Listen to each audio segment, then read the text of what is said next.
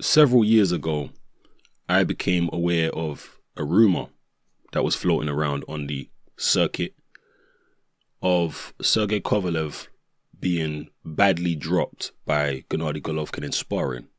And subsequently, Golovkin's trainer Abel Sanchez came out in an interview a year or so later, after hearing this rumor, confirming it to be true. He also went on to say that Kovalev was either scared of Triple G in the sparring sessions, or he was too respectful. One or the other, maybe a bit of both. So he basically said that Kovalev was no good for Golovkin in sparring because he wasn't challenging him enough. Now, I'd like to recommend a video which I saw a few days ago, which is an interview with John David Jackson. That is Sergey Kovalev's current trainer. Remember, Abel Sanchez was the trainer of Kovalev at the time when he got dropped by Golovkin. John David Jackson is Kovalev's trainer now, obviously. And John David Jackson, in this interview, he also confirms that the incident did happen and Kovalev was dropped. Now, the interviewer says that he heard it was from a body shot. That's not what I heard. I heard from several different sources that it was a headshot that dropped Kovalev. John David Jackson doesn't confirm or deny whether Kovalev was dropped with a headshot or body shot. So I guess we still need some clarification on that. I've heard that Golovkin was dropped with a body shot. Yes. I think other people have heard that rumor as well. Not by Kovalev, by somebody else. But in terms of Golovkin dropping Kovalev, I heard that was a headshot. Now, John David Jackson confirms it. He says that Kovalev spoke to him about it. He says that Kovalev said that when the incident happened, he wasn't in good shape and he got dropped or whatever. And he says that Kovalev told him that Gennady Golovkin is his friend, so he didn't want to really go to war with Golovkin in those sparring sessions and potentially hurt Golovkin. This is what he says Kovalev told him. Now, I've always felt that Sergey Kovalev is a bit afraid of Gennady Golovkin. I've said this in many previous videos, and people have kind of dismissed it and said, "Nah, man, he's not afraid of him, blah, blah, blah." Well, I think he is. And what he told John David Jackson to me further confirms my suspicions. He says he didn't want to open up on Golovkin because he's his friend, so he don't want to hurt him. Well, Golovkin didn't feel the same way about him, obviously, did he? Because he was dropping him and, you know, hitting him with monster shots. Do you really think that Kovalev is going to stand there while his supposed friend is opening up on him and dropping him and hurting him, and he's not going to try and hurt him back? I don't think Kovalev's that kind of fighter. I think Kovalev is a vicious fighter in the ring. And if you hit him with something big, I don't care who you are, I think he's going to try and get you back. Whether you're his friend or not.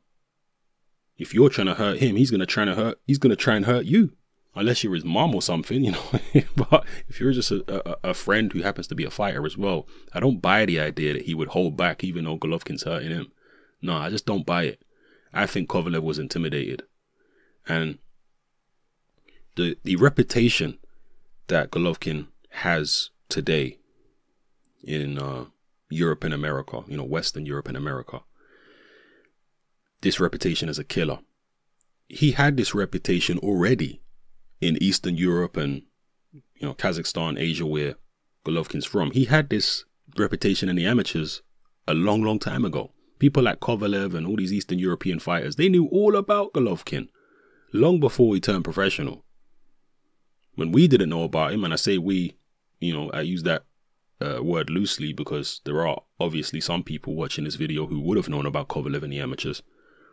But for those of us who didn't, you know, those people in Eastern Europe, those fighters who are from there and people who follow the boxing scene over there, they did know about him. So when Kovalev sparred him, he knew he wasn't just coming in sparring some random guy. He knew he was coming in sparring a guy that had a reputation as a killer.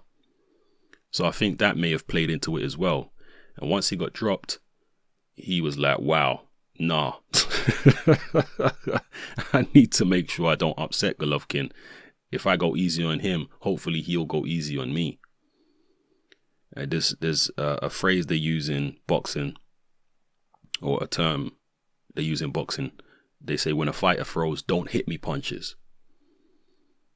And Teddy Atlas used to call it a silent contract as well, like referring to when people used to fight Mike Tyson.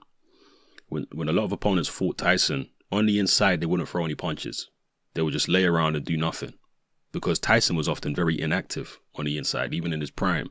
He would just lay around on the inside and not throw much. And the fighters were so afraid of him that they thought, okay, he's not throwing any punches, so let me not get him upset by hitting him on the inside. Let me, let's rest on the inside, both of us. So he called that a silent contract. And I suspect it might have been a similar situation with Golovkin in those sparring sessions. He was thinking, look, if I don't hit him hard, hopefully he'll stop hitting me hard. I think that's what it might have been. Because if you didn't know that these two guys had sparred, if you weren't aware of the history, if you weren't aware that they were both on the same type of circuit as amateurs and knew about each other, then I can understand why you might assume that there's no way that Kovalev would be intimidated by a guy who's 2 weight divisions lighter. But Golovkin is no ordinary guy who's 2 weight divisions lighter. I think it's fair to say that. And I don't know what weight Kovalev was at for the entirety of his light heavyweight. For the entirety of his amateur career. Maybe he was closer in weight to Golovkin at the time. I don't know. Or at least for some of his amateur career, possibly. So, anyway, people, that's just what I wanted to say in the video. Just give a recommendation. Go have a look at the interview with John David Jackson and see what he says. And tell me what you make of it. All right? It's your boy Hartman. I'm out.